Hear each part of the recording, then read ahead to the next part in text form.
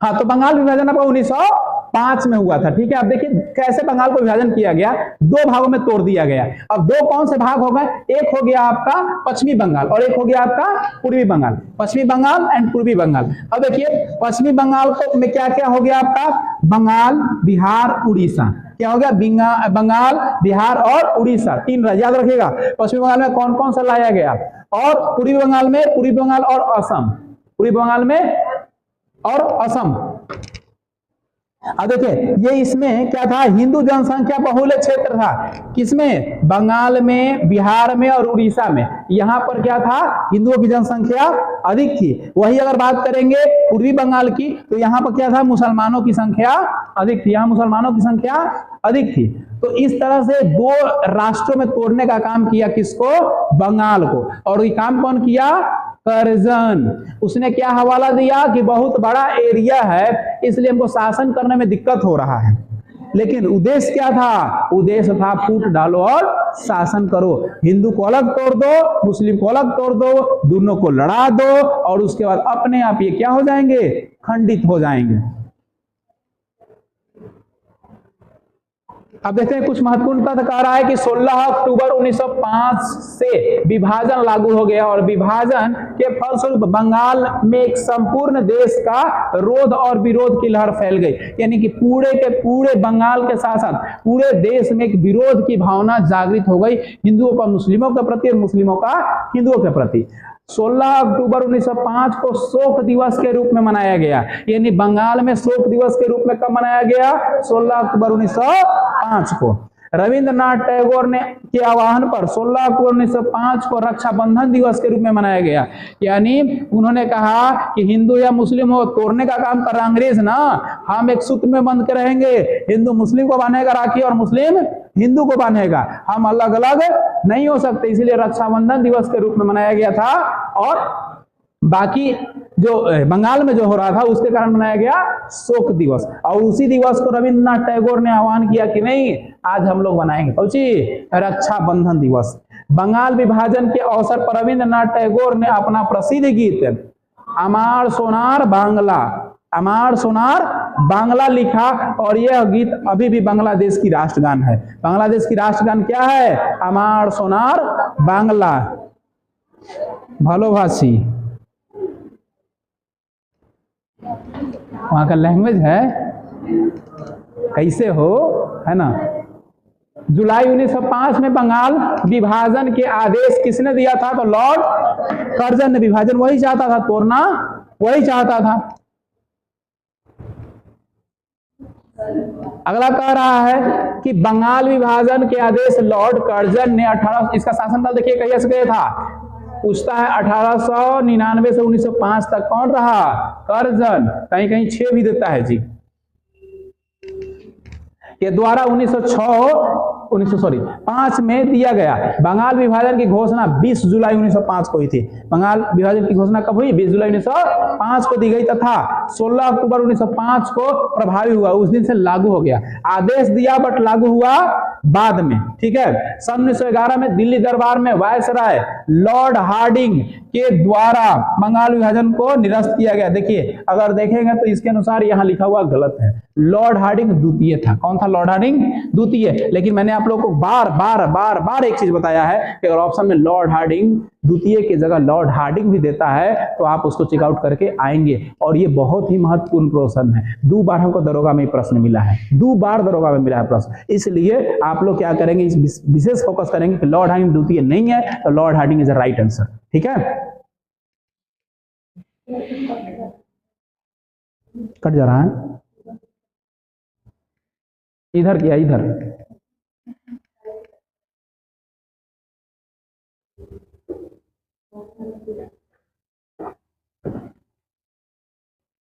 चलिए देखते हैं, कह रहा है कि बाल गंगाधर तिलक ने सर रतन जी टाटा के साथ मिलकर 1905 में स्वदेशी वस्तुओं की दुकान खोली और ये दुकान का नाम क्या था, दुकान का नाम क्या था, बॉम्बे स्वदेशी सहकारी दुकान कंपनी लिमिटेड।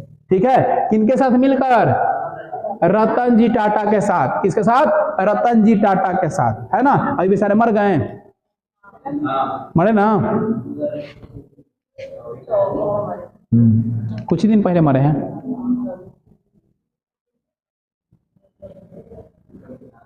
बहुत बढ़िया आदमी थे। इनमें से कौन सा आंदोलन लाल बाल पाल के द्वारा शुरू किया गया? स्वदेशी आंदोलन। लाल से क्या हो जाएगा? लाला लाजपत राय, बाल गंगाधर तिलक और बिपिन चंद्र पाल। लाल बाल पाल, लाल बाल पाल। कौन सा आंदोलन शुरू किया गया? स्वदेशी आंदोलन। ठीक है, अब देखिए तीनों लोग आ गए। कह रहा है गरम दल के नेता। गरम मतलब पटका पटकी फैटा फैटी के फेर में रहते थे, हैं? हाँ, उग्रवादी। गरम दल मतलब उग्रवादी। कौन थे? बाल गंगाधर तिलक, लाला लाजपत राय, बिपिन चंद्र पाल, एक थे अरविंद घोष। इन तीनों को सम्मिलित रूप में लाल बाल पाल कहा गया। अभी देखें प्रश्न में आप लोग। ठीक है, नहीं दिख रहा है क्या? और ऊपर में रखेंगे? ठीक, अब दिख रहा है? ठीक है, चलिए। किस स्थान पे nursery of the Bengal army कहा जाता है? यानी किस स्थान को नर्सरी ऑफ बंगाल आर्मी कहा गया है? तो अवध। किसको कहा गया है? अवध को कहा गया है। अवध क्षेत्र को कह रहा है कि अवध प्रांत को nursery of the Bengal army कहा जाता है। बंगाल आर्मी के लिए बड़ी संख्या में सिपाहियों की भर्ती अवध और पूर्वी उत्तर प्रदेश के गांवों के से की जाती थी, इसलिए अवध प्रांत को यह संज्ञा दी गई है, उपनाम दिया गया है। क्योंकि बहुत ज्यादा लोग इसमें आर्मी में भर्ती होते थे। अब देखिए अवध का आपको दिख रहा है तस्वीर, दिख रहा है अवध का तस्वीर है।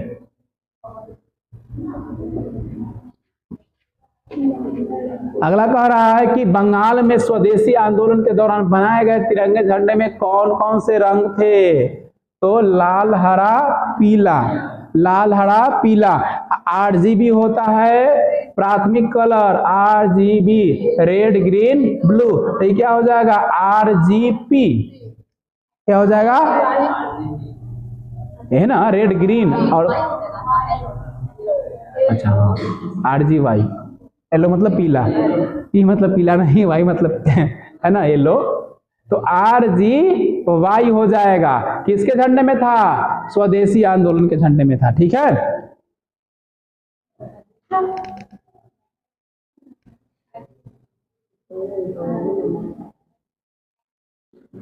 अगला कह रहा है कि स्वदेशी आंदोलन के दौरान बनाए गए तिरंगे झंडे में लाल पीला और हरे रंग का 36 पट्टी जो बनाया गया था वो भारत का पहला राष्ट्रीय गैर आधिकारिक ध्वज था।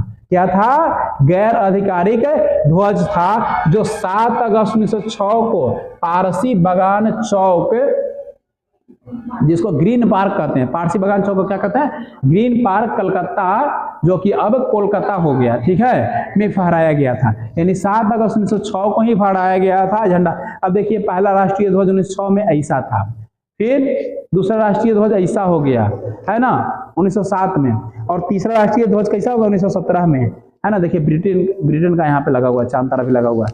और 1921 में ऊपर कर रहे हैं, देखिए आप लोग, है ना। चौथा राष्ट्रीय ध्वज 1921 में, 1931 में पांचवा राष्ट्रीय ध्वज, और छठा राष्ट्रीय ध्वज 1947 में। ये आज भी अपने यहाँ चल रहा है 1947 में, ठीक है। इसके अंदर 24 तिलियां होती है ना, अशोक चक्र की तिलियां होती है इसके अंदर।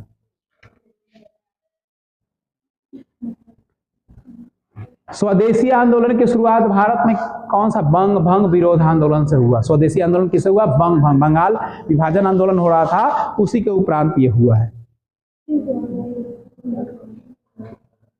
अगला कह रहा है कि लॉर्ड कर्जन द्वारा बंगाल विभाजन का निर्णय वास्तविक कारण क्या बताया गया? तो कहा गया वास्तविक मतलब कारण क्या बताया गया? वो तो आपने बताया कि हमारा क्षेत्र बहुत बड़ा है तो प्रशासनिक प्रॉब्लम हो जा रही है, लेकिन ओरिजिनल क्या था? फूट डालो और शासन करो के, राज करो के नीति पर, तोड़ेंगे फोड़ेंगे।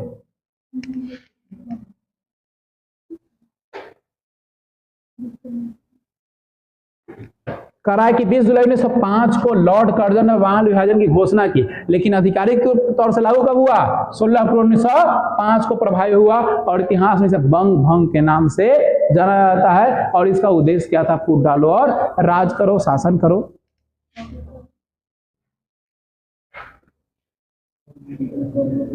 सीधी कार्रवाई दिवस की घोषणा किसने की थी? मोहम्मद अली जिन्ना ने।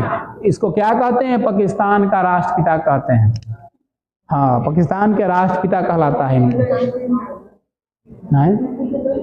हाँ, एकदम कहल जाए वो बचपन वाला लंगोटिया मित्र जहिया से वो धूरी में कूदत रहलन, पटका पटी करत रहलन ना, तहिए से। हाँ, महात्मा गांधी अमर है ना, गुल्ली डंडा खेल हलन लोग, तहिए से हलन लोग। सीधी कार्रवाई दिवस की घोषणा कर रहा है कि डायरेक्ट एक्शन 16 अगस्त 1946 को पाकिस्तान की मांग करते हुए मोहम्मद अली जिन्ना ने की। मुस्लिम लीग के द्वारा प्रत्यक्ष कार्रवाई दिवस के माध्यम से पाकिस्तान को प्राप्त करने के लिए मोहम्मद अली जिन्ना ने घोषणा किया कि विभाजन भारत या नष्ट भारत, विभाजन कीजिए भारत का या तो नष्ट होगा भारत। प्रत्यक्ष कार्रवाई दिवस 1946 को कोलकाता के किलिंग्स के रूप में भी जाना जाता है, क्योंकि यहाँ ब्रिटिश भारत के बंगाल प्रांत कलकत्ता में मुसलमानों और हिंदुओं के बीच में व्यापक सांप्रदायिकता दंगा हुआ। यानी खूनी खेल के लिए स्पष्ट घोषणा कर दिए मोहम्मद अली जिन्ना कि या तो विभाजन करो भारत का और नहीं तो अब भारत नष्ट होगा। यानी जहां मन तहां दंगा करेंगे, मारपीट करेंगे, आग लगा देंगे, जिसको जहां मिलेगा वहां सरकलम कर देंगे। वही चीज दिखाया गया आपको गद्दर एक प्रेम कथा में। देखे कितने लोग मूवीज देखे गद्दर एक प्रेम कथा? नहीं देखे हैं? पहल का गद्दर, दूसर का नहीं, दोनों देख लिए हैं। बढ़िया है तो, हाँ बढ़िया है, देखते रहना चाहिए, सिनेमा देखना चाहिए, है ना, लेकिन हिसाब से देखना चाहिए, है ना। मतलब देख लीजिए, कभी कभी एक आध गो देख लीजिए, माइंड कूल होता है ना। अभी ना कि दिन भर मोबाइल में सिनेमा देख रहे हैं, स्क्रोल कर रहे हैं। हर एक चीज के लिए जीवन में एक टाइम बनाइए, दिनचर्या बनाइए, कब क्या किस चीज के लिए टाइम है। अभी नहीं कि अब गेम खेल रहे हैं तो दिन भर गेमें खेल रहे हैं, पढ़ रहे हैं तो दिन भर पढ़ ही रहे हैं, खेल रहे हैं तो दिन भर खेल ही रहे हैं, सिनेमा देख रहे हैं, सीरियल देख रहे हैं तो दिन भर देख ही रहे हैं। हर एक चीज का एक शेड्यूल लाइफ में बनाइए। जिसके पास पार्टिकुलर हर एक चीज का टाइम होता है, रूटीन होता है, वो इंसान सफल इंसान होता है। जितने भी आप उठा कर देख लीजिए सफल इंसान जो है दुनिया में, उनका आप दिनचर्या उठा कर देखिए, उनका देखिए आप दिनचर्या क्या है। कुछ भी हो जाए वो अपने रूटीन के साथ समझौता नहीं करते हैं, कभी नहीं करते हैं। अपना दिनचर्या के साथ वो कभी भी समझौता नहीं करते हैं। जितने भी सफल इंसान हैं उनको उठा के आप देख लीजिए। तो ये उद्देश्य रहा इसका, मोहम्मद अली जिन्ना का। अंत उसको विभाजन करना पड़ा, क्योंकि अंग्रेज विभाजन के पक्ष में नहीं था, अंग्रेज विभाजन के पक्ष में भारत का नहीं था। लेकिन दबाव की वजह से फिर गांधी जी ने अनुशंसा किया, जवाहरलाल नेहरू ने अनुशंसा किया, और ये अड़ गया कि हमको आजादी चाहिए, मुस्लिमों के लिए एक अलग देश होना चाहिए, मुस्लिमों का जन्नत है वो पाकिस्तान, है ना। सबको कहा कि चलो भाई अपने जन्नत की भूमि, बहुत झकास जगह है, बहुत झकास। वहां गया तो मिला कंकास, पता चला कि लई तो झकास के नाम पे, जन्नत के नाम पे कब्रिस्तान पहुंचा दिया हमको। वहां से भागा भागा कुछ लोग आया। अभी तो याचना कर रहा है लोग कि मोदी जी जैसे अल्पसंख्यकों को भारत का एंट्री दे रहे हैं सीए के तहत, सिटीजन अमेंडमेंट एक्ट के तहत, एनआरसी के थ्रू, वैसे हमको भी मौका मिले तो पता चलेगा कि पाकिस्तान खाली हो गया। मुस्लिम देश है फिर पाकिस्तान क्या हो जाएगा? खाली हो जाए, क्योंकि वहां किसी की जिंदगी नहीं है। स्थिति सच्चाई ये है, पाकिस्तान में सैन्य तंत्र शासन है, वहां कोई भी सेफ नहीं है। अब बताइए, मान लिए मुस्लिम देश है, हिंदू को मार रहे हैं तो चलिए समझ में आता है कि भाई आपका देश है, आप मार रहे हो। लेकिन मदरसा में तो मुस्लिम पढ़ने जाते हैं, हॉस्पिटल में तो सब इलाज करने जाता है, बस में तो सब सफर कर रहा है, ट्रेन में तो सब सफर कर रहा है, वो करा उरावे से काम मिलता है। तो जिहादी का कोई मजहब नहीं होता है, मजहब इंसानों के लिए होता है, इंसान मजहब के लिए नहीं होता है। मजहब हमें किसी से बैर करना नहीं सिखाता है, न तो सनातन धर्म किसी से बैर करना सिखाता है, न इस्लाम, न क्रिश्चियन, न बौद्ध, न जैनिज्म, कोई नहीं सिखाता है। लेकिन कुछ लोग ऐसे होते हैं कि धर्म के आन को रखने के लिए धर्म के पीछे बहुत बड़ा प्रोपेगेंडा फैलाते हैं, लोगों को तोड़ने का काम करते हैं। वही काम उस समय भी हुआ। गद्दर में उसकी एक झलक आप देख सकते हैं। जो भारत से ट्रेन जाती थी तो मुसलमानों की लाश जाती थी, और जो पाकिस्तान से ट्रेन आती थी वहां हिंदुओं की लाश आती थी। जिंदा कोई नहीं आता था, ड्राइवर को छोड़ के बाकी सब विकेट गिरा रहता था। ड्राइवर नहीं चलाया कैसे गरिया जी, और छोड़ देगा तब ना आएगा, लेके जाएगा। ये स्थिति थी, ये सच्चाई है। जो मूवी में दिखाया वो गलत नहीं दिखाया है। कह रहा है कि बंगाल विभाजन की घोषणा के पश्चात मुसलमानों ने एक शिष्टमंडल जिसमें 36 लोग शामिल थे, ये आगा खां के नेतृत्व में 1 अक्टूबर 1906 को शिमला के वायसराय लॉर्ड मिंटो ने किया, यानी मुसलमानों के लिए एक अलग शिष्टमंडल की घोषणा की जिसे हम लोग कहते हैं मुस्लिम लीग। ये 1906 में इसकी घोषणा की थी और इसका नेतृत्व किए थे आगा खां। एक और इनके सहयोगी थे जिनका नाम सलीमुल्लाह खां। कौन थे? सलीमुल्लाह खां और आगा खां। आगे देख रहे हैं, यह शिष्टमंडल केंद्रीय, प्रांतीय और स्थानीय निकायों पर मुसलमानों के लिए पृथक निर्वाचन मंडल का मांग किया गया, यानी मुस्लिमों के लिए अलग निर्वाचन होगा ऐसा मांग किया गया। किसके द्वारा? इस शिष्टमंडल के द्वारा। कौन सा शिष्टमंडल? तो मुस्लिम लीग के द्वारा। ढाका के नवाब कह रहा है कि सलीमुल्लाह के नेतृत्व में 30 दिसंबर 1906 को ढाका में आयोजित एक बैठक मुस्लिम लीग की स्थापना की घोषणा की गई, है ना। यानी क्या किया गया? 30 दिसंबर 1906 को एक घोषणा किया गया कि मुसलमानों के लिए एक अलग पार्टी रहेगी, जिस पार्टी का नाम क्या रहेगा? मुस्लिम लीग रहेगा, जो सिर्फ मुसलमानों को अलग निर्वाचन की बात करेगा, यानी मुस्लिम लोग है उनका अलग सीट रहेगा, अलग उनको वोटिंग होगा। यानी यहीं से पृष्ठभूमि हिंदू और मुस्लिम को अलग अलग करने का। 5 में बंगाल विभाजन किया, 6 में देखिए कैसे आग लग गया। कान पर पड़िएगा तो बर्बाद होना ही है। अपना आंख और अपना कान पर भरोसा हमेशा जीवन में रखिएगा। दूसरा के आंख और दूसरा के कान पर भरोसा कीजिएगा तो हर जगह डूबिएगा। यही हुआ भारतों में। वो तो क्या किया? चिंगारी बार दिया 1905 में बंगाल विभाजन का, और वो चिंगारी को लेकर सब पकड़ के चल गया है। मुस्लिम लोग को अलग बात, अलग अधिकार, अलग राइट। हिंदू वाला कह रहा है कि हिंदू को अलग अलग, एक चक्कर में टूट गया। और अगर जुटल रहते हैं तो 47 साल 40 साल बाद भारत का आजादी नहीं होता, पहले ही रगड़ के मार देते अंग्रेजों को, जाओ भागो यहाँ से। जैसे अकेला है वो साहसी सुपुत्र ने काम किया था 1857 में मंगल पांडे। 1857 का टोटल क्वेश्चन हम एनालिसिस करवाएंगे, उससे आपका 1 या 2 क्वेश्चन आता है।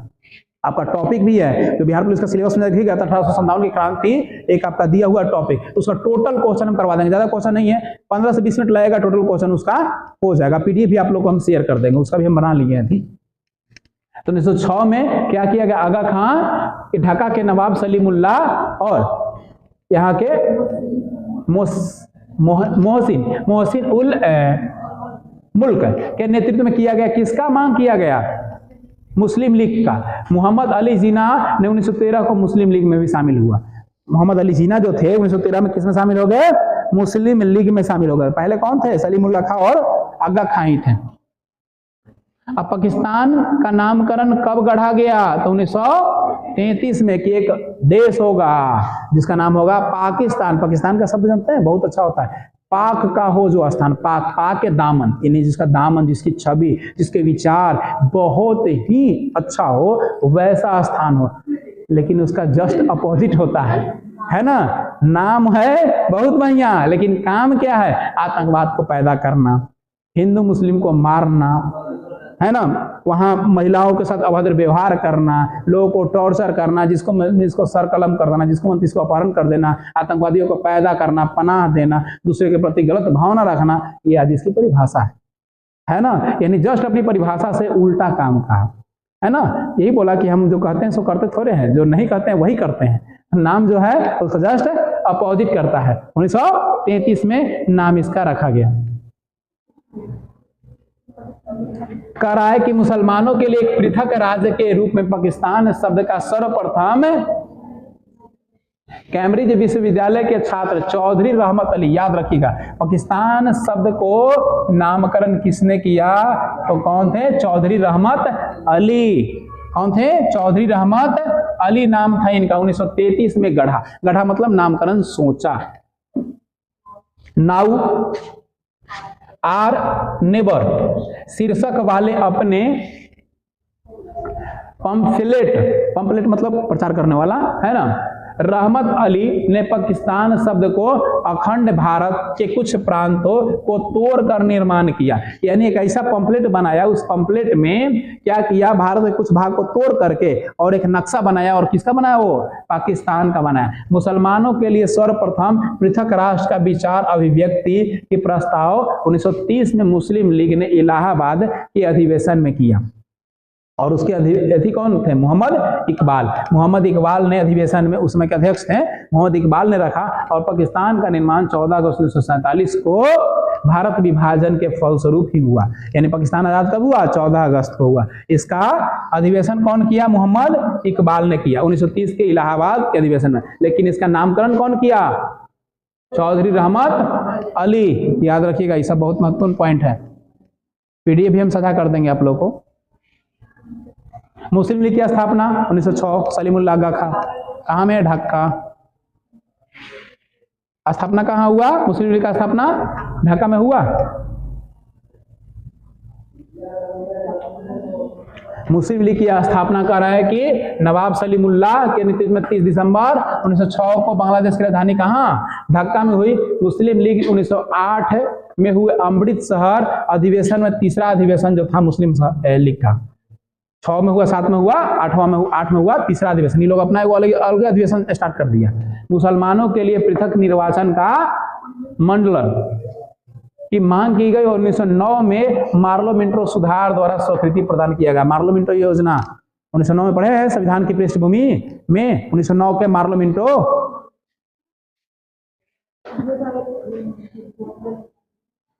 अगला कह रहा है कि निम्न में से कौन मुख्य रूप से मद्रास में होम रूल लीग के संस्थापक से संबंधित है? तो एनी बेसेंट। कौन है? Annie Besant. बहुत बड़ा योगदान की थी एनी बेसेंट भारत में आके जी। गांधी से काफी प्रभावित थी, इसी वजह से ही रह गए। 1915 से 1916 के बीच में 2 होम रूल लीग की स्थापना हुई। पुणे में होम रूल लीग की स्थापना बाल गंगाधर तिलक ने, पुणे में होम रूल लीग की स्थापना बाल गंगाधर तिलक और मद्रास में होम रूल लीग की स्थापना एनी बेसेंट ने किया। उल्लेखनीय यह है कि तिलक ने होम रूल लीग के स्वरूप में क्षेत्रीय और एनी बेसेंट ने लीग के स्वरूप में अखिल भारतीय स्तर पर किया। यानी तिलक साहब किए तो क्षेत्रीय स्तर पर किए, लेकिन ये जो किए एनी बेसेंट ये पूरा बृहद रूप में भारत को लेकर किया, राष्ट्रीय स्तर पर किया। तो 2 लोग होम रूल लीग के संस्थापक हैं, याद रखिएगा, एक मद्रास में और एक पुणे में। ठीक है, मद्रास मतलब Chennai.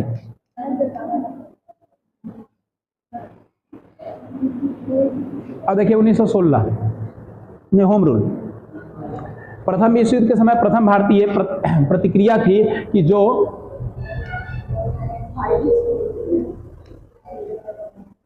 Irish home rule league से प्रेरित है, आयरिश होम रूल लीग से जो प्रेरित है, और इस आंदोलन का उद्देश्य था राजनीतिक शिक्षा और सार्वजनिक बैठकों आदि के माध्यम से स्वशासन प्राप्त करना।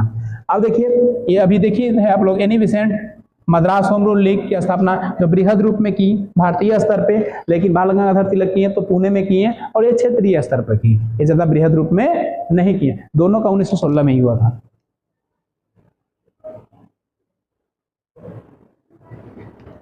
उन्नीस 15-16 में स्थापित होम रूल लीग निम्न में से किसकी सहायक इकाई थी? तो भारतीय राष्ट्रीय कांग्रेस की, भारतीय राष्ट्रीय कांग्रेस आईएनसी के थी।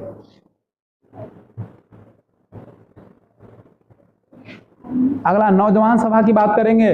भगत सिंह हैं, क्रांतिकारी संगठन नौजवान सभा के संस्थापकों में से एक, जिनकी स्थापना 1926 में की। किसने किया? भगत सिंह। नौजवान थे बेचारे, यंग थे।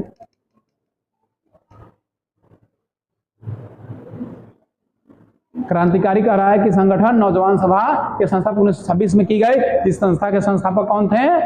महान विचार वाले क्रांतिकारी कौन थे? भगत सिंह। इनकलाब,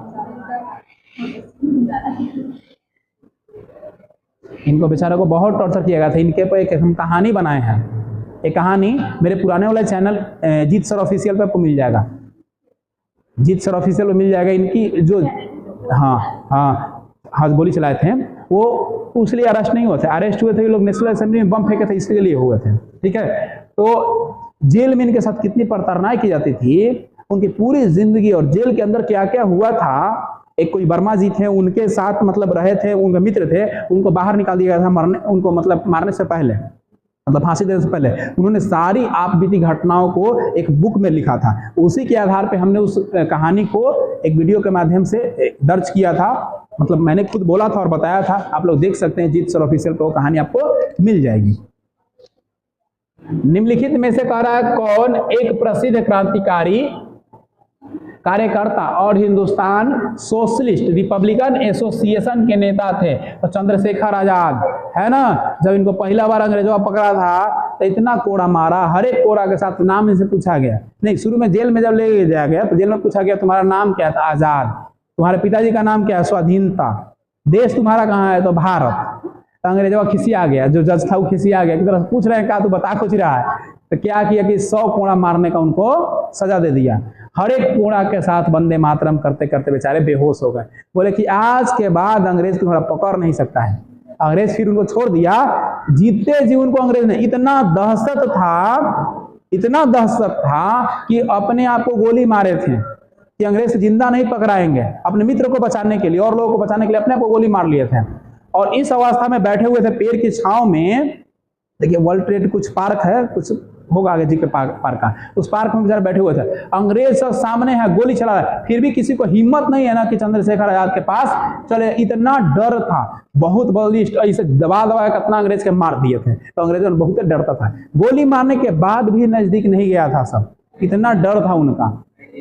हाँ कि जिंदा होगा ही, कहीं नौटंकी कर रहा होगा, इसलिए डर के कारण नहीं जाता था लोग। इतना महान व्यक्ति थे। लेकिन इतिहास देखिए उसी को याद रखता है जिसने क्षेत्रों में बहुत जगह अपने आप को विस्तार पूर्वक विस्तारित किया। जैसे महात्मा गांधी को इतिहास, जैसे भारतीय स्वतंत्रता तो भी महात्मा गांधी का योगदान। क्यों? क्योंकि वो खुद कर चलते थे, कभी यहाँ कभी वहाँ कभी वहाँ, हमेशा आगे रहता है। देखते होंगे कहीं कहीं पर आंदोलन होता है, एगो फोटो खिंचवा वाला रहता है, एगो आंदोलन करे वाला रहता है। फोटो खिंचवा वाला हर एक फोटो में आ जाएगा आगे, है ना। और काम कुछ नहीं है, अगर फोटो खाली खिंचवाना है तो हर एक जगह रहेगा, ठीक है। वो इसी थे कुछ नेता लोग भारतीय आजादी में, और कुछ लोग थे गंभीरता के साथ काम करते थे।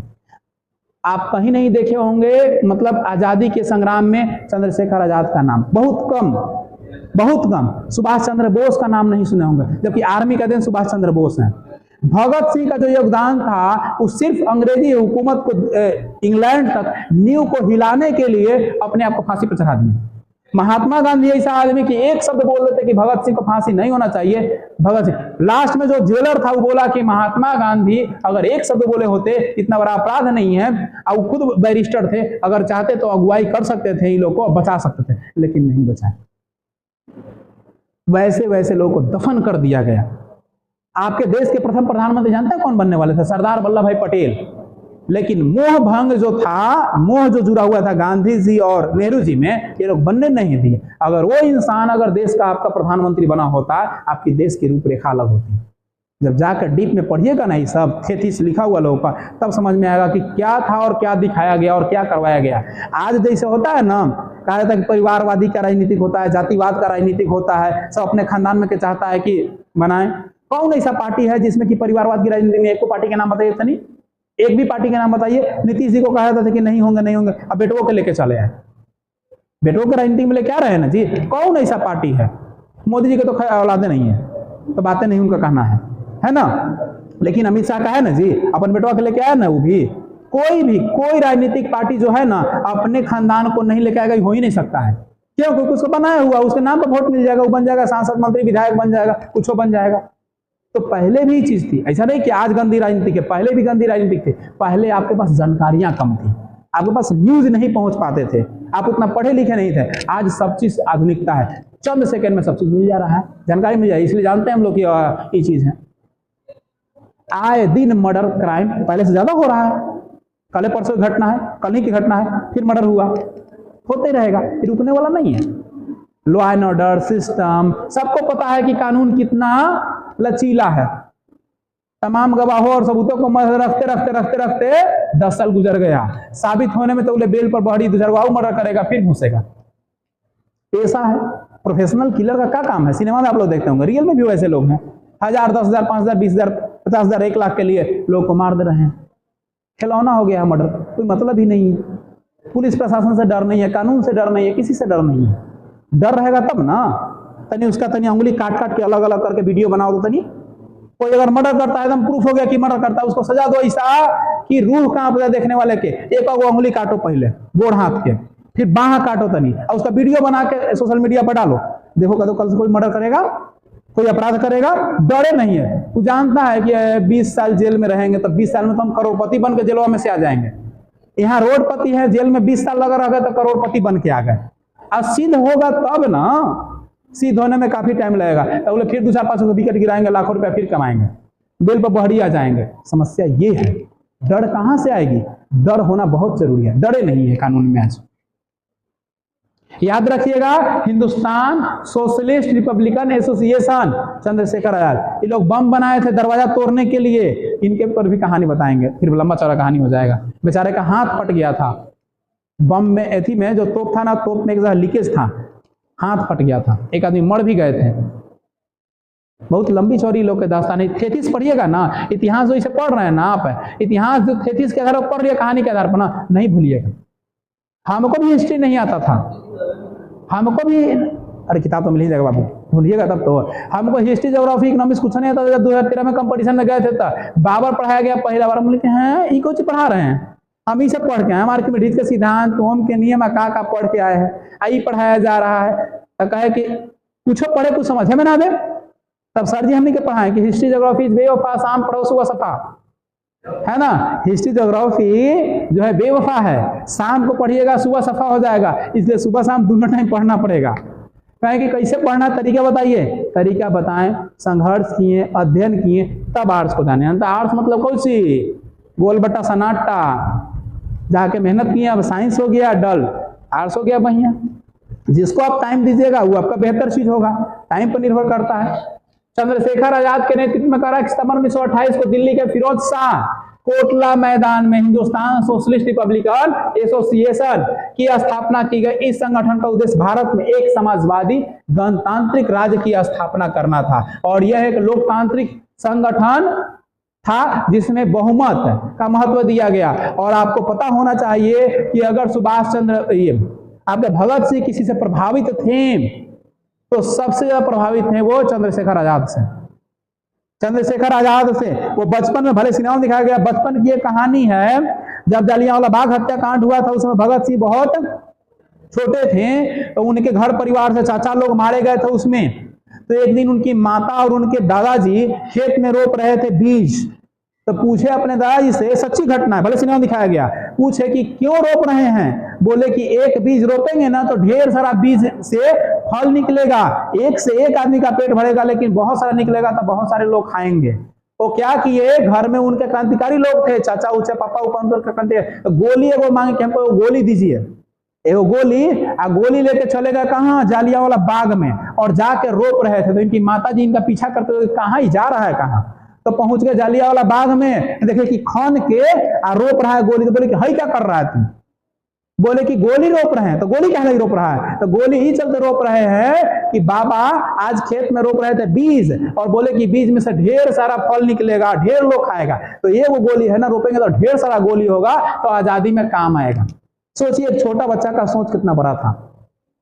तो बहुत ही मतलब समझिए कि कम उम्र में अच्छा परफॉर्मेंस, अच्छा देश के लिए करके गए भगत सिंह, लेकिन इतिहास उनको दबा दिया। जिस दिन जयंती है उस दिन बस स्टेटस लगा दिए, नेता लोग 4 लाइन बोल दिए, बाकी कहानी खत्म। जो शहीदों ने चाहे पहले किया या जो आज देश में हमारे सैनिक लोग जो सेना में हैं, चाहे वो जो बिहार पुलिस या किसी भी सिपाही वर्ग में है, वो जो देश के लिए, जो जनता के लिए कर देते हैं, वो कोई नहीं कर सकता है। हाँ कुछ लोग हैं 5% ऐसे ही मांगेंगे जो लोग करप्ट हैं, जिनकी वजह से सिस्टम क्या होता है, काफी खराब होता है, लेकिन 5% से आप 95% की तुलना नहीं कर सकते हैं। 5% हर एक डिपार्टमेंट में करप्ट लोग मिलेंगे, करप्शन वाले लोग मिलेंगे, लेकिन 95% लोग सही तो है ना।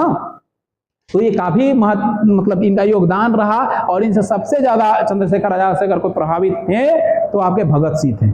जब चंद्रशेखर आजाद ने अपने को गोली मार लिया था तो भगत सिंह जेल में उस दिन खाना नहीं खाए थे, शोक में थे उनकी यादों में, क्योंकि उनको गुरु मानते थे।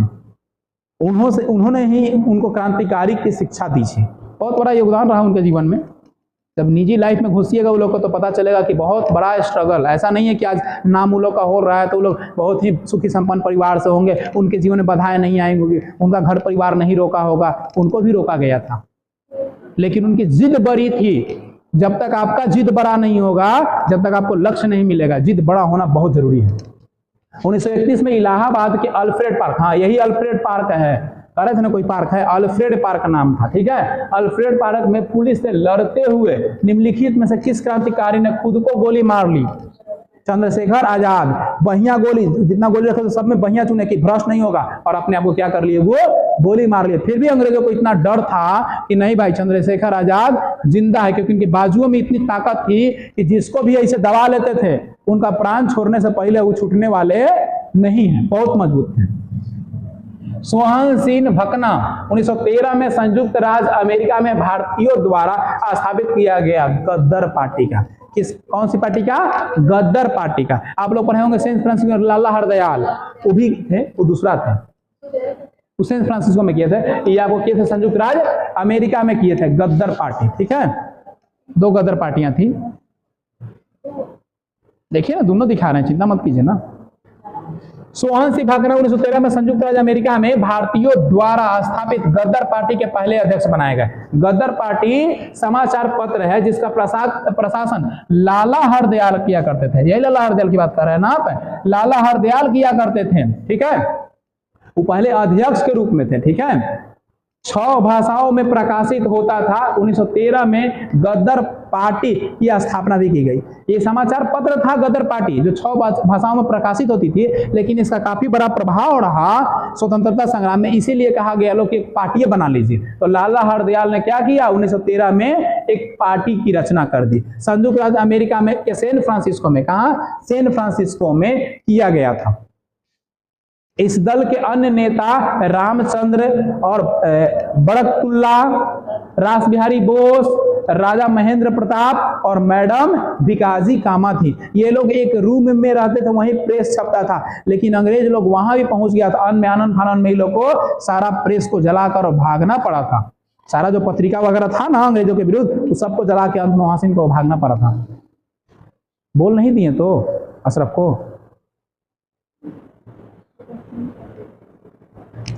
भगत सिंह बटुकेश्वर दत्त ने दिल्ली केंद्रीय विधानसभा, इसको नेशनल असेंबली बोला जाता है। क्या बोला जाता है, नेशनल असेंबली के स्मोक बम मतलब खाली धुआं वाला बम, स्मोक बम फेंका। वो किसका विरोध कर रहे थे, तो विरोध कर रहे थे ट्रेड डिस्प्यूट बिल और पब्लिक सेफ्टी बिल का। ठीक है, ऑप्शन में आपको देता है यही, पब्लिक सेफ्टी बिल। क्या देता है ऑप्शन, देखिएगा आप लोग क्वेश्चन में मिला होगा, पब्लिक सेफ्टी बिल। ठीक है, तो ये भी है आपका ट्रेड डिस्प्यूट बिल।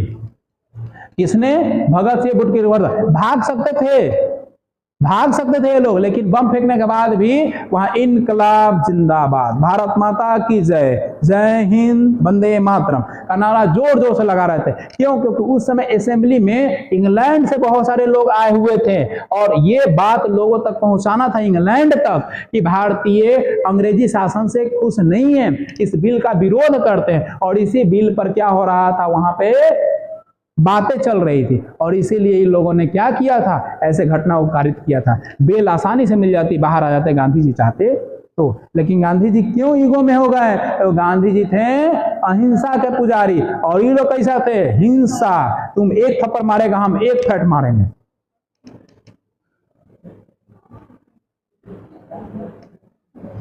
कि हिंदुस्तान सोशलिस्ट रिपब्लिकन एसोसिएशन ये 2 सदस्य भगत सिंह एवं बटुकेश्वर दत्त 8 अप्रैल 1929 को दिल्ली केंद्रीय विधानसभा नेशनल असेंबली में ट्रेड डिस्प्यूट बिल एंड मतलब और पब्लिक सेफ्टी बिल का विरोध करके बम फेंके, जिसका उद्देश्य था सरकार को डराना मात्र। केंद्रीय विधानसभा में बम फेंकते समय पहली बार भगत सिंह ने इनकलाब जिंदाबाद का नारा लगाया। भगत सिंह और बटुकेश्वर दत्त को गिरफ्तार कर विधानसभा में बम फेंकने और कुछ अन्य षड्यंत्रों को जोड़कर और उस पर और केस ला दिया गया। जब आप अरेस्ट होइएगा तो और भी बहुत सारा केस लोड कर दिया जाएगा। अन्य षड्यंत्रों को जोड़कर लाहौर षड्यंत्र केस का भी मुकदमा उन पे चलाया गया, यानी उनको रंजिश के तहत लाहौर षड्यंत्र केस भी उनके ऊपर थोप दिया गया और उनको सजा बड़ी कर दिया गया, है ना। किसी को आप एक थप्पड़ मारिएगा, थाना उठा के ले जाएगा, छोड़ देगा तुरंत, लेकिन वो थप्पड़ मार दिया, वो आदमी चला गया, उठा के जाके चाकू से फाड़ लिया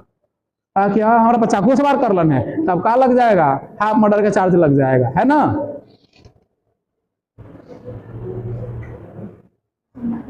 अब कह रहा है जालियांवाला बाग हत्याकांड के लिए जिम्मेदार जनरल ओडायर की हत्या किसने की, सरदार उधम सिंह। सब लोग प्लानिंग करके गए थे, लेकिन गोलियां चलाया था कौन, उधम सिंह। साइकिल कोई चला रहा है, कोई छाता, कोई जूता पॉलिश करवा रहा है, पूरा एकदम प्री प्लानिंग के साथ गया था सब मारने के लिए और मार दिया।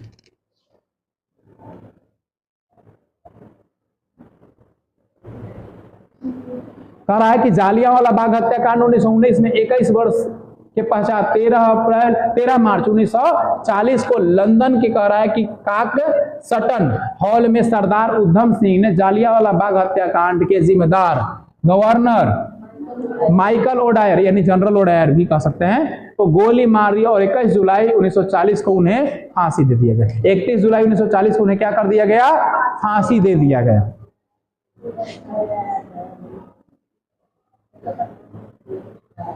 कह रहा है कि विदेशी धरती पर फहराने जाने वाला, विदेशी धरती पर फहराया जाने वाला प्रथम भारतीय ध्वज भिकाजी कामा द्वारा 1907 में फहराया गया था। कहाँ? जर्मनी में। कहाँ फहराया गया था? भिकाजी कामा द्वारा जर्मनी में फहराया गया था। अगला कह रहा है कि विदेशी धरती पर फहराया जाने वाला प्रथम भारतीय ध्वज भिकाजी कामा के द्वारा 1907 में फहराया गया। कहां पर? जर्मन के स्टुटगार्ड, जर्मनी के स्टुटगार्ड में हुई दूसरी इंटरनेशनल सोशलिस्ट कांग्रेस में फहराया गया। भिकाजी कामा द्वारा फहराया गया झंडा इस्लाम, हिंदू और बौद्ध मत का प्रदर्शित, यानी ऐसा झंडा बनाया गया था कि इस्लाम धर्म का भी उसमें कुछ था, हिंदू धर्म का भी था और आपके बौद्ध धर्म का भी कुछ था। वैसा प्रदर्शित करके हरा पीला और लाल रंग को इस्तेमाल किया गया था। हरा कहा जाता है कि इस्लाम का होता है, पीला किसका होता है? बौद्ध का होता है। क्या होता है? बौद्ध धर्म का। और लाल मतलब वो क्या लाल मतलब वो कैसा है? भगवा, हाँ भगवा टाइप का हल्का लाल रंग का इस्तेमाल किया गया। तथा बीच में कह रहा है कि देवनागरी लिपि में वंदे मातरम लिखा गया था। भिकाजी कामा का जन्म 24 सितंबर 1861 में मुंबई में हुआ था और भारतीय राष्ट्रीय तिरंगे को डिजाइन बनाने का श्रेय पियाजी बैकिया पिग्मी बैकिया को जाता है। यानी भारतीय राष्ट्रीय तिरंगा को डिजाइन करने वाले व्यक्ति कौन है?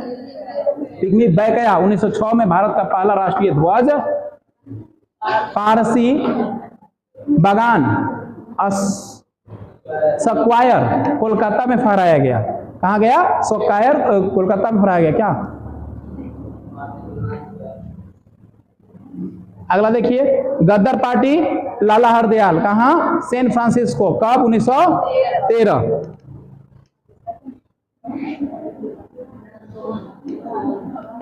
हो गया। गदर पार्टी की स्थापना 1913 में की गई। इस पार्टी के संस्थापक कौन थे? अध्यक्ष सोहन सिंह भकना थे और इसे सह संस्थापक लाला हरदयाल थे। और गद्दार पार्टी का उद्देश्य भारत में अंग्रेजों को स्वतंत्रता कराने के लिए इसकी स्थापना सैन फ्रांसिस्को में की गई थी।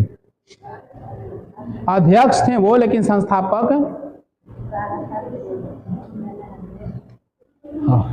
राम प्रसाद बिस्मिल्लाह, चंद्रशेखर आजाद एवं भगत सिंह निम्नलिखित में से किस संगठन से जुड़े थे? तीनों कहां से थे? चंद्रशेखर आजाद भी इसी से थे। चंद्रशेखर आजाद भी इसी से। Hindustan socialist republican association,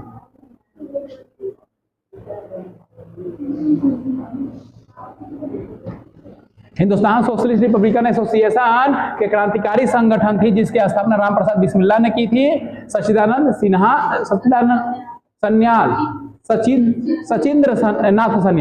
Sachindranath Sanyal आदि ने किया। चंद्रशेखर आजाद और भगत सिंह इसमें बाद में जुड़े थे, है ना, इस पार्टी से बाद में जुड़ने का काम किए थे।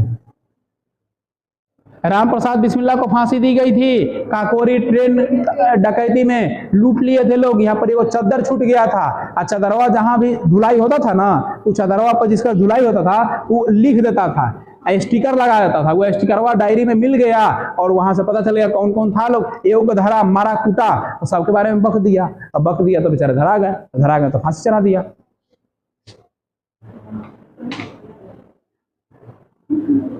अब देख लीजिए काकोरी कांड से संबंधित कह रहा है कि हिंदुस्तान रिपब्लिक एसोसिएशन क्रांतिकारियों ने सहारनपुर से आ रही 8 डाउन मालगाड़ी, कौन थी? 8 डाउन मालगाड़ी में रखे हुए खजाने को लखनऊ के काकोरी नामक स्थान पर, लखनऊ स्टेशन से पहले थी काकोरी स्टेशन, वहां पे 9 अगस्त 1925 को लूट लिया। और इस घटना में काकोरी ट्रेन डकैती के नाम से जाना जाता है। किस नाम से?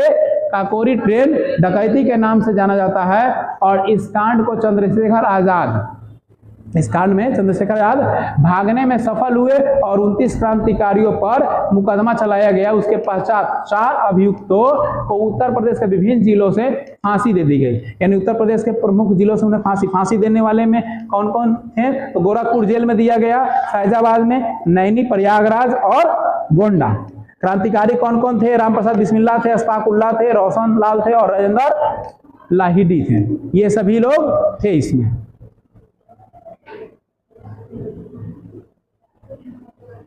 अब कह रहा है कि कोमागाटा मारू घटना संबंधित है, तो भारतीय स्वतंत्रता संग्राम से घटना क्या है, संबंधित है। अब देखिए कोमागाटा मारू क्या है, समझने का प्रयास कीजिएगा। कोमागाटा मारू जो है घटना भारतीय स्वतंत्रता संग्राम से संबंधित है। 1914 में कोमागाटा मारू नामक जहाज में 376 भारतीयों को लेकर समुद्री रास्ते से कनाडा ब्रिटिश के कोलंबिया तट पर पहुंचा और इसमें 340 सिख, 24 मुसलमान और 12 हिंदू और बाकी ब्रिटिश थे। इस जहाज को गद्दार पार्टी के नेता गदर सिंह ने किराए पर लिया था और 23 मई 1914 को जब कामागाटा मारू जहाज वैंकूवर तट पर पहुंचा तो कनाडा सरकार ने अनुमति नहीं दी और फिर कनाडा में प्रवेश पाने की पूरी कोशिश की गई। मतलब नहीं प्रवेश देने के लिए अनुमति दिया, लेकिन प्रवेश करने के लिए कोशिश की है, लेकिन वह असफल रहे।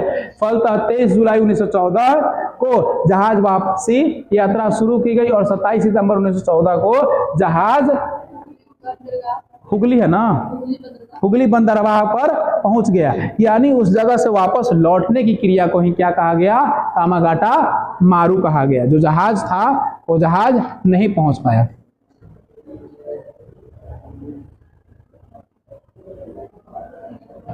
जो तिरंगा झंडा कह रहा है कि स्टुटगार्ट में मैडम भिकाजी कामा ने फहराया था, उसे चोरी छिपे ब्रिटिश भारत कौन लाया था, तो कौन लाए थे, इंदुलाल याग्निक। ठीक है, याग्निक जो हैं वो लेके आए थे, वहां से लुका के छिपा के कहां लेके चले आए थे, भारत में लेके चले आए थे।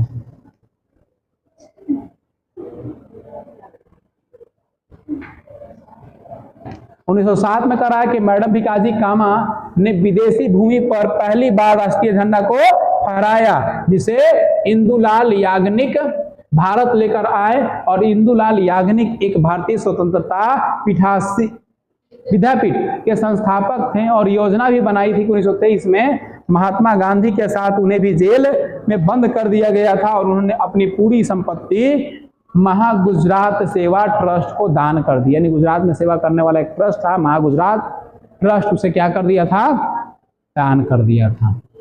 अब आ गए न अपील न दलील न वकील। कौन एक्ट, रॉलेट एक्ट। कौन एक्ट, रॉलेट एक्ट। न दलील न अपील न वकील, है ना। टिप्पणी किससे है, रॉलेट एक्ट। रॉलेट एक्ट को भारतीयों ने क्या कहा, काला कानून। क्या कहा, काला कानून कहा।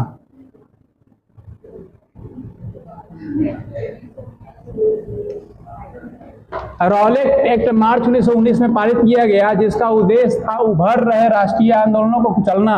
रॉलेट एक्ट अधिनियम के द्वारा अंग्रेज सरकार जिसको चाहे उसको जब चाहे बिना मुकदमा चलाए हुए जेल में बंद करके रख सकती है। इसलिए इस कानून को ना दलील ना अपील ना वकील कानून के रूप में भी जाना जाता है। इसे सिडनी रॉलेट की अध्यक्षता में गठित किया गया था।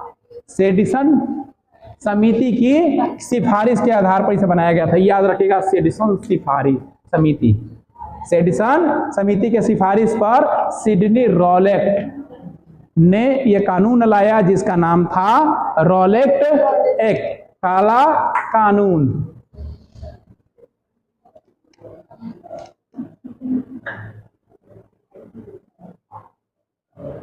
अब देखिए कह रहा है कि 1918 में विश्व युद्ध से समाप्त हो गया, जिसके बाद ही 1919 में अंग्रेजों ने रॉलेट एक्ट भारत में लाया, क्योंकि उसको डर था कि यूरोप में क्या हो रहा है, युद्ध की पृष्ठभूमि छिड़ गई है और हम कमजोर हो चुके हैं। अंग्रेज भी इस युद्ध में था ना, तो कमजोर हो गया था कि अगर हम प्रतिबंध नहीं लगाते हैं भारत के अंदर तो क्या होगा, हो सकता है कि हमें यहां से अपनी सत्ता को समाप्त करनी पड़ सकती है। इसलिए यहाँ पे ऐसा कानून लगाया, परंतु उस एक्ट से भारतीयों के लिए कोई अच्छी बात नहीं हुई, जैसा गांधी जी और भारत के लोग सोच रहे थे। क्योंकि जैसा हमने ऊपर चर्चा किया है, गांधी जी और भारतीयों ने विश्व युद्ध में अंग्रेजों की मदद की थी। गांधी जी ने और अंग्रेजों ने क्या, और लोगों ने क्या किया था, अंग्रेजों का मदद किया था, अंग्रेज को सपोर्ट किया गया था ना। यहां से अंग्रेज सेना भारतीय सेना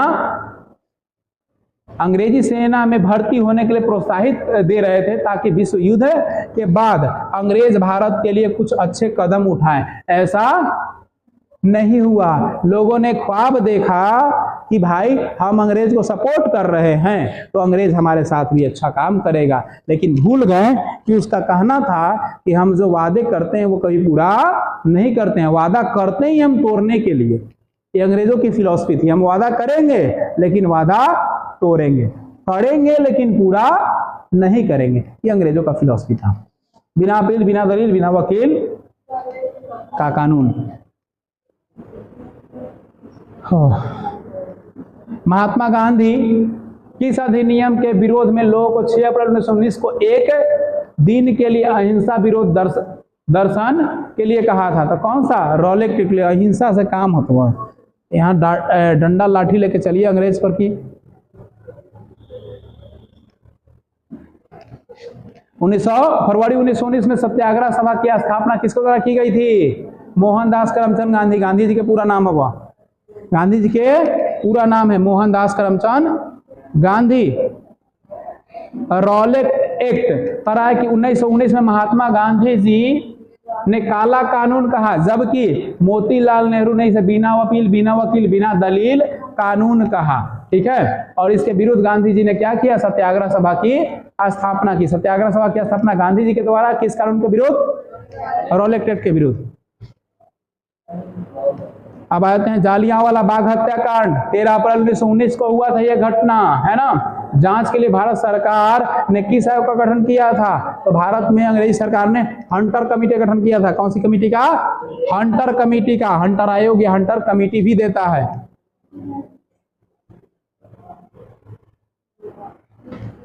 कह रहा है कि भारत सरकार ने जालियांवाला बाग हत्याकांड के जांच के हेतु अक्टूबर 1919 में लॉर्ड हंटर की अध्यक्षता में एक कमेटी का गठन किया। इस कमेटी में 8 सदस्य थे, उसमें 5 अंग्रेजी और 3 भारतीय थे।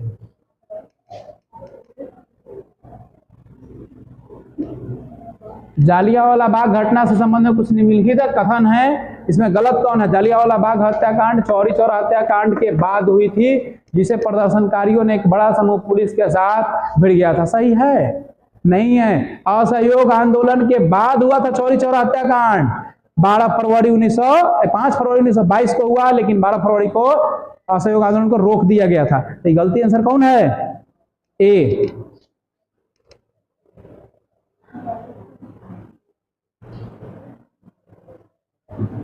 करा है कि अराजक एवं क्रांतिकारी अपराध अधिनियम 1919, जिसमें रॉलेट एक्ट के नाम से जाना जाता है, इस अधिनियम का कानून के रूप में क्या नाम था? अराजक एवं क्रांतिकारी अपराध अधिनियम 1919 के विरोध हेतु जालियांवाला बाग में आयोजित एक शांतिपूर्ण बैठक में शामिल लोगों को जनरल ओडायर ने गोली चलाने का आदेश दिया, जिसमें हजारों लोग मारे गए। इतिहास में यह घटना जालियांवाला बाग हत्याकांड के नाम से जानी जाती है। यह घटना 13 अप्रैल 1919 को हुई थी, बाकी चौरी चौरे हत्याकांड गलत। 5 फरवरी